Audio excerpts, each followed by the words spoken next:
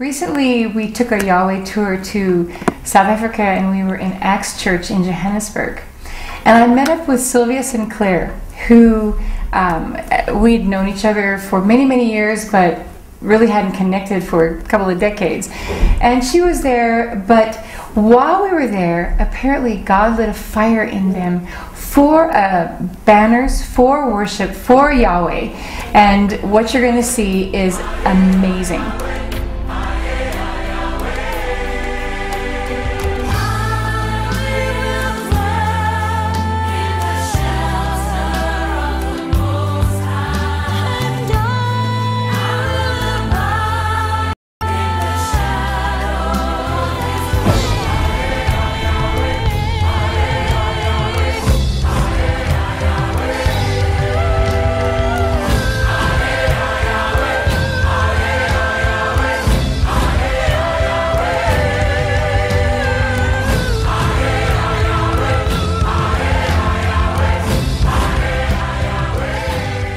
And when I saw you at Acts Church recently, I was so excited by your singing of the Yahweh song. And when I saw you coming with all those instruments of praise and worship, which are scriptural, it just lit a fire.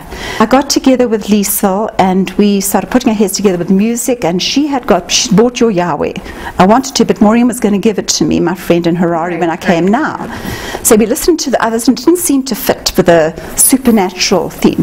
And anyway, we played this Yahweh, and it just, you know, our spirits rose.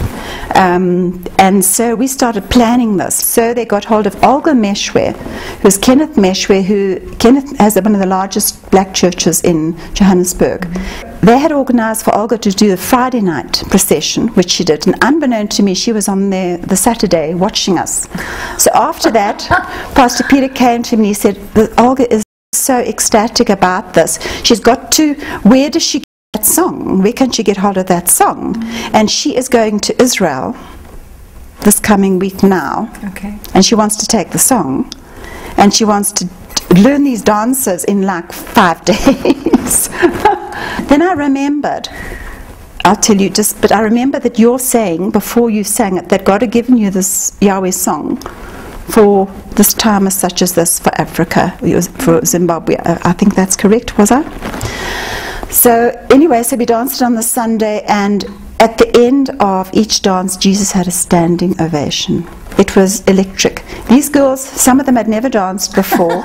You know, it's so encouraged them. Now they want to start weekly dancing. So now I'm staying in Harare with my friend Maureen because I'm visiting my mum. That evening we watched TV, and out of the blue, I said to Clive, Maureen's husband, do you ever watch the ZTV? You know, he said, no, you never got DSTV, we don't watch ZTV. So I said, let's see what it's like. He turns it on and there's a white man's face. I said, oh, a white man. And Maureen said, but that's Tom Deuschle. And then, this is the conference they were talking about, and I got all goosey, and everybody got goosey, and you know. So there's Tom, this Christian, opening up this international, all the different countries, and that, I thought, this is incredible, because there were all sorts of, you know, religions and faiths there. Yeah. And then you came on and you spoke, and then you sang, and I thought, this is incredible that God would have us turn to this at that moment.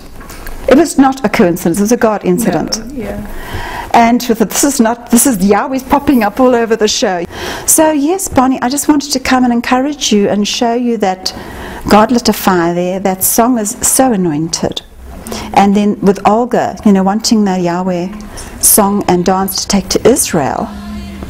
Amazing. And it's lit a fire to start something that we know how powerful the dance is. In her church of Canada, she's the leader of praise and worship. That is just because of Pastor Boni, because she admired Pastor Boni so much, whatever she did. And 3 weeks ago, she just taught her choir the new songs on the album. She sang Yahweh, and Yahweh is in Canada now. These days, there is Yahweh, and a lot of people like your songs. You know, there is a program called wanna praise. Yeah. It is always there. They love them. It is great. One gospel is not only watched by the Zimbabweans and South Africans. It's an African program.